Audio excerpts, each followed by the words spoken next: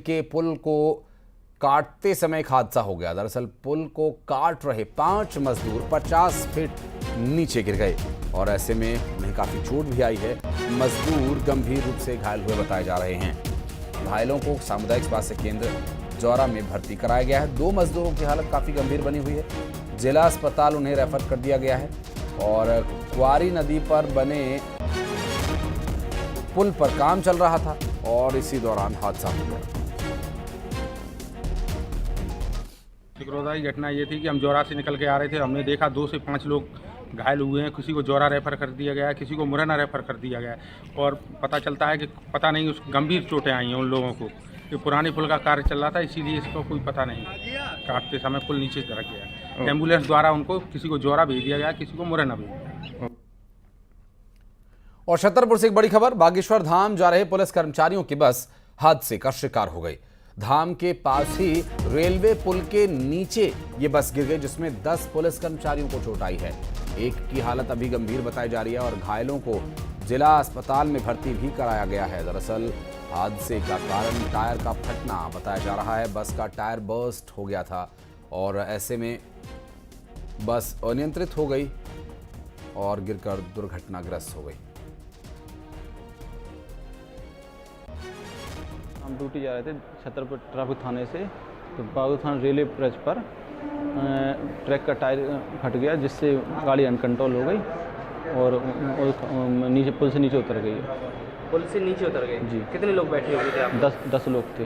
कितने लोग घायल हुए हैं? घायल लगभग सभी हैं, थोड़े सभी घायल हुए जी, थोड़े घायल। कैसे आए हो जिला अस्पताल? एम्बुलेंस से आए। एम्बुलेंस से इलाज करा रहे हो जी। एक की हालत भी गंभीर है, एक हाथ सीरियस है, बाकी सब पता है कुछ? जगदीश। बॉलीवुड एक्टर शान मिश्रा और अभिनेत्री दीपशिखा नागपाल ओंकारेश्वर पहुंचे। इन्होंने ओंकारेश्वर में भगवान ज्योतिर्लिंग के दर्शन किए और पूजा अर्चना की। दरअसल शान मिश्रा देवभूमि उत्तराखंड से आते हैं। उन्होंने कहा कि बाबा केदार हमेशा आशीर्वाद देते हैं और ये आशीर्वाद बना रहे। काफी समय से ओंकारेश्वर ज्योतिर्लिंग के दर्शन करना चाह रहे थे। दीपशिखा ने कहा कि मैं शिव भक्त हूँ और सभी ज्योतिर्लिंगों के दर्शन कर रही हूँ।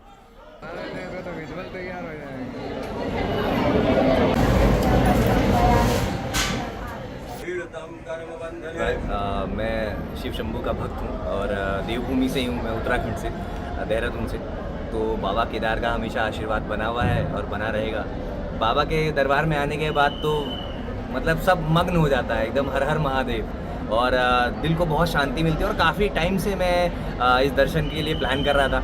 कुछ टाइम पहले ही मैं एमपी के दूसरे क्षेत्र में शूटिंग कर रहा था, तो तब से मेरा प्लान बना था कि मैं यहाँ आऊँगा और दर्शन करूँगा बाबा के। और दर्शन बहुत ही अद्भुत हुए और दिल बहुत प्रसन्न है। बाबा से तो सब कुछ मांगा है, बाबा सब जानते हैं, तो वो तो काम कर ही देंगे। लेकिन मैं शिव भक्त हूँ और ज्योतिर्लिंग खत्म कर रही हूँ सारे। पहले भी आई थी मैं ओंकारेश्वर, लेकिन अब जैसे वापस ज्योतिर्लिंग के दर्शन कर रही हूँ और मैं खंडवा में प्रोग्राम के लिए आई थी। तो जैसे मुझे पता चला ओंकारेश्वर और ममलेश्वर महाराज यहाँ आए, तो कैसे मैं दर्शन नहीं करूँ, मतलब नहीं करूँ तो मतलब मेरा लॉस है। वो बस बाबा के चरण में है, जो मांगा है पूरा हो जाएगा। एक घर में संदूक में लाश मिली, जिस लाश की राजदार पोती थी, जिसे पता था कि उसके दादा को किसने कैसे मारा। जिसने कत्ल किया उसने नींद की गोलियां खरीदी और फिर हलवे में मिलाकर उसे खिला दिया और संदूक में बेसुध शख्स को लाकर पटक दिया और फिर गला दबाकर उसकी हत्या कर दी।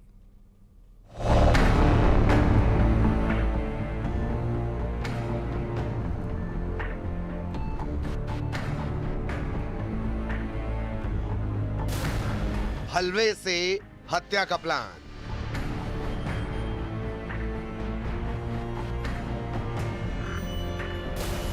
उसने खरीदी नींद की गोलियां।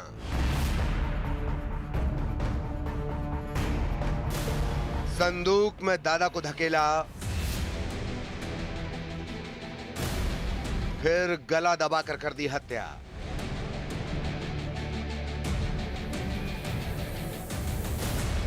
कॉल पर दादा को ऐतराज, पोती का बदलापुर। इस घर में संदूक में एक लाश मिली थी, जिस घर में करीब 3 दिन से रिटायर्ड होमगार्ड सैनिक राम स्वरूप राठौर की लाश को संदूक में छिपा कर रखा गया था। ग्वालियर की माधवगंज थाना पुलिस इस केस की तफ्तीश कर रही थी। रडार पर मृतक का कोई अपना भी था और शक के दायरे में कोई और भी। गुढ़ा गुढ़ी का नाका कृष्णा कॉलोनी में कत्ल की यह वारदात हुई थी,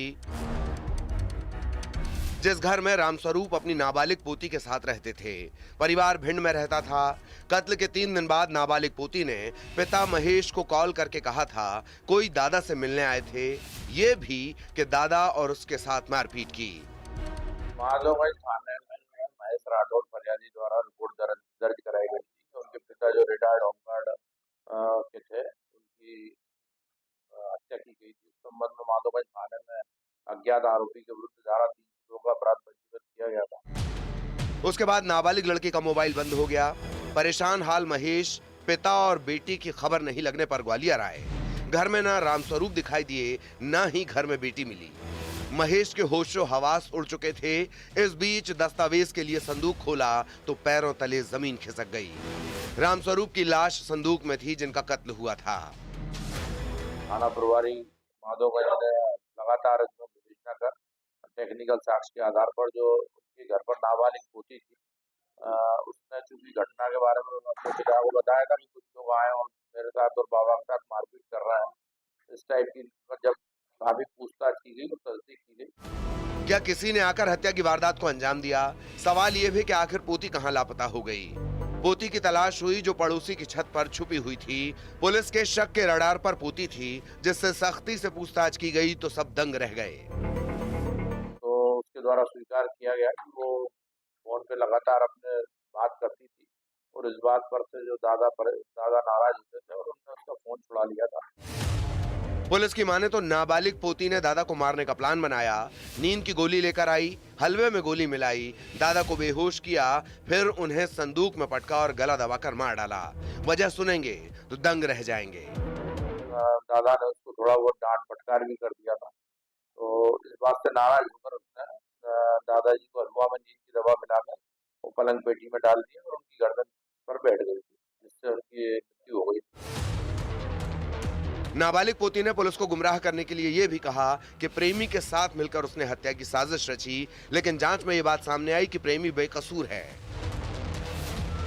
पोती की इस साजिश से सब हैरान हैं।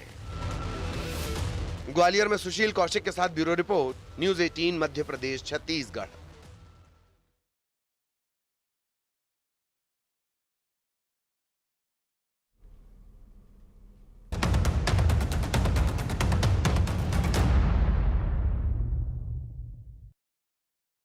सर पुलिस ने 4 शातिर चोरों को किया गिरफ्तार। आरोपियों से 5,75,000 का सामान जब्त।